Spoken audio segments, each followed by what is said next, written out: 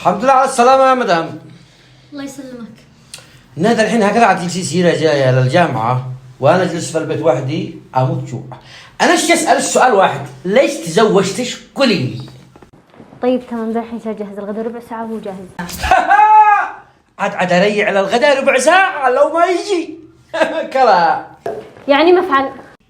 تبطلي الدراسة وتجلسي في البيت ولا تنقلعي بيت أهلش. أنا ما أجلس سنة والطبعة طبعتيني.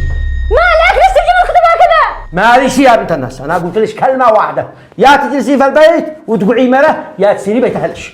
صدق. أنا أبي شرط عليك إن أنا أكمل دراستي، وأصلا مش أنا موافقة إلا عشان أكمل دراستي. ها؟ وأنا ما عاد خارجينيش الصدق أقول لك. هتجلسي ومع؟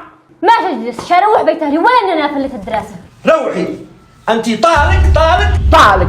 سيري كملي بيت أبوش الدراسة. خاطرش.